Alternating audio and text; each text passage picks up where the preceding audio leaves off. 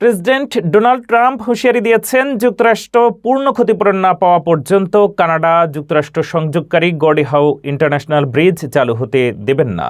সেতুটির মালিকানা ও বাণিজ্য ইস্যু ঘিরে দুই দেশের মধ্যে নতুন করে উত্তেজনা দেখা দিয়েছে। প্রেসিডেন্ট ডোনাল্ড ট্রাম্প যুক্তরাষ্ট্র ও কানাডার মধ্যে নির্মিত গর্ডি হাউ ইন্টারন্যাশনাল ব্রিজ উদ্বোধন নিয়ে নতুন করে বিতর্ক সৃষ্টি করেছেন। তিনি হুঁশিয়ারি দিয়েছেন, যুক্তরাষ্ট্র পূর্ণ ক্ষতিপূরণ না পাওয়া পর্যন্ত এই সেতু চালু হতে দেবে না। ডেট্রয়েট নদীর ওপর নির্মিত এই সেতুটি কানাডার অন্টারিও প্রদেশ ও যুক্তরাষ্ট্রের মিশিগান অঙ্গরাজ্যকে সংযুক্ত করবে। প্রকল্পটির অর্থায়ন করেছে কানাডা সরকার, তবে এটি চালু হলে সেতুটির মালিকানা থাকবে কানাডা ও মিশিগান রাজ্যের যৌথভাবে। সেতুটির নির্মাণ কাজ শুরু হয় 2018 সালে এবং এটি 2026 সালের শুরুতে যান চলাচলের জন্য খুলে দেওয়ার কথা।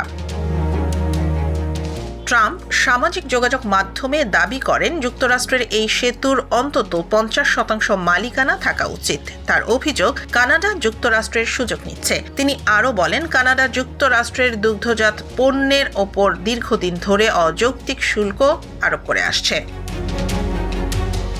এছাড়া সম্প্রতি কানাডা ও চীনের মধ্যে স্বাক্ষরিত একটি বাণিজ্য চুক্তিরও সমালোচনা করেন ট্রাম্প। তিনি ব্যঙ্গাত্মকভাবে বলেন, এই চুক্তি কানাডাকে ধ্বংস করে দেবে। এমনকি কানাডার জাতীয় খেলাধুলা আইস হকির ভবিষ্যৎ নিয়েও কটাক্ষ করেন। বিশেষজ্ঞদের মতে, এই সেতু বন্ধ বা বিলম্বিত করার আইনি ক্ষমতা ট্রাম্পের হাতে খুব সীমিত, কারণ প্রকল্পটি দুই দেশের মধ্যে স্বাক্ষরিত দীর্ঘমেয়াদী চুক্তির আওতায় পরিচালিত হচ্ছে। তবে রাজনৈতিক চাপ ও কূটনৈতিক টানাপোড়েনের কারণে প্রকল্পটি ঘিরে অনিশ্চয়তা তৈরি হয়েছে।